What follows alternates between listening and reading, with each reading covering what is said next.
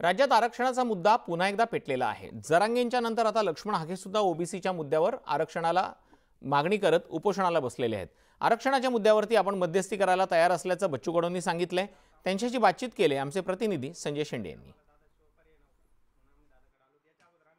दोन्ही नेत्यांमध्ये आता आरक्षणाच्या मुद्द्यांवरून मोठ्या प्रमाणात संघर्ष सुरू झाला आहे। कसं पाहता तुम्ही याच्याकडे आणि तोडगा कसा निघेल? मला असं वाटतं की हा संघर्ष थांबणं फार महत्त्वाचं आहे। हा छत्रपतीच्या महाराष्ट्रामध्ये 18 पगड जाती एकत्र होऊन हा महाराष्ट्र लढताना आपण पाहिलेला आहे आणि मग ते लढाई न थांबवता एकत्रित होऊन शेतकरी मजुरासाठी कसं लढता येईल हाही प्रयत्न केला पाहिजे। जरांगे साहेब जे म्हणतात की मराठ्यांना जे काही तिथं आहे त्यांना ओबीसीमध्ये घ्यावं, अर्थात ते ओबीसी आहेच।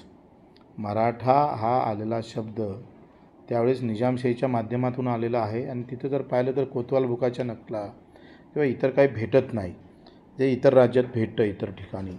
आणि जर मराठा तिथला हा कुंभीच आहे हे तर तिवार सत्य आहे, पण तो जर ओबीसीत घेतला तर मग ओबीसीचं गणित बैकन ही जी भीती आहे हे साहजिकच आहे आणि मग या सगळ्या याच्यावर एक चर्चा होणं फार महत्त्वाचं वाटतं।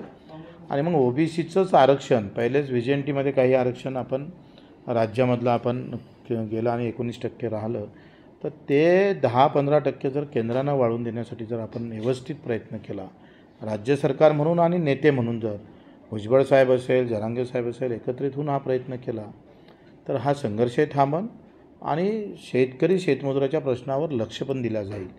त्याच्यासाठी आम्ही एक प्रामाणिक प्रयत्न करण्याचा मी प्रयत्न करतो। आम्ही भुजबळ साहेबांनाही भेटू आणि जरांगे साहेबांना पण भेटू।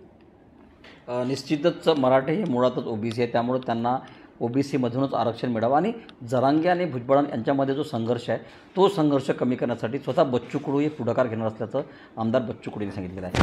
व्हिडिओ जर्नलिस्ट सागरचा संजय शेंडे, न्यूज 18 लोकमत, अमरावती।